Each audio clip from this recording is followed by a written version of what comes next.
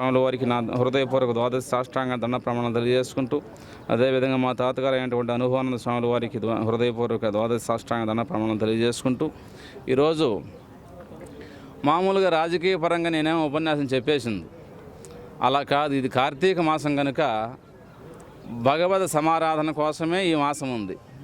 వేరెవరికి ఆరాధన కోసం కాదు. మీరు 30 రోజులు కథలు చూసుకున్నట్లయితే కనుక కార్తీక మాసంలో 30 రోజులు శివాలయంలో దీపారాధన చేశారా, లేకపోతే ఎక్కడన్నా పుణ్యనదుల్లో తీర్థంలో స్నానాలు చేశారా, ఇటువంటివే ఉంటాయి. కానీ ఇక్కడ ఇంకేం ఉండదు. కుల మతాలకు రాజకీయాలకు అతీతంగా ఈరోజు ఈ శ్రీకృష్ణ సేవ యాదవ కమిటీ రైల్వే కోడూరు వాళ్ళు ఏర్పాటు చేయడం జరిగింది. అందుకోసమే సమ్మతంగా నేను కూడా రావడం జరిగింది ఇక్కడికి. మామూలుగా రాజకీయ పార్టీలు అయితే కానీ అది ఎంత జనాభా ఉన్నా రాలేము మేము, మా వల్ల కాదు మాట్లాడను. ఇది దైవ కార్యక్రమం కనుక ఇక్కడ రావడం జరిగింది. కార్తీక మాసంలో పైగా విశేషమైనటువంటి రోజు ఈరోజు మన పెద్దలు నియమించినటువంటి రోజు అన్నమాట.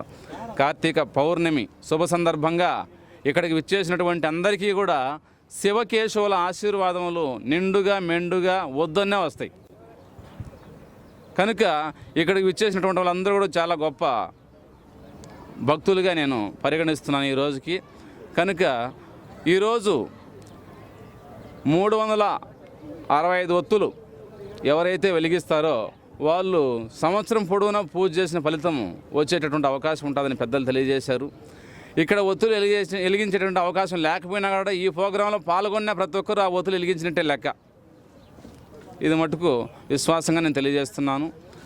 మన పెద్దలందరూ కూడా ఈ 30 రోజులు కార్తీక మాసంలో వాళ్ళు చేసినటువంటిది ఏంటంటే అందరూ సమంగా ఉండాలా, అందరూ భగవద్భక్తులై ఉండాలా. అందరూ సమంగా ఉండి అందరూ భగవద్భక్తులై ఉంటే దైవం వచ్చేసి అందరినీ ఆశీర్వదించేటువంటి అవకాశం ఉంటుందని ఈ కార్తీక మాసంలో తెలియజేయడం జరుగుతూ ఉంది. ప్రత్యేకంగా నదీ స్నానం, ఈరోజు సముద్ర స్నానం మనకు బాగా దగ్గరగా ఉంది కాబట్టి సముద్ర స్నానం కూడా చేసుకొని పొద్దున్న చేశారు, కొంతమంది సాయంత్రం కూడా చేయండి. చాలా సంతోషం ఇటువంటి కార్యక్రమాలు అందరూ పాల్గొన్నందుకు.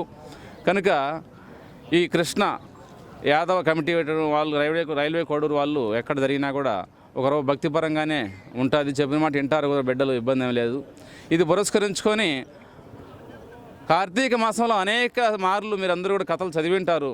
అనేక మార్లు మన వశిష్ఠ మహర్షి జనక మహారాజుకు భగవద్గీత చదవడం చాలా గొప్ప పుణ్యప్రదమయ్యా కార్తీక మాసంలో. ఆ చదివి చూస్తే మళ్ళీ విషయం అర్థమవుతుంది, చాలా పుణ్యప్రదం అని చెప్పేసి ఆయన తెలియజేస్తున్నాడు. మీరందరూ కూడా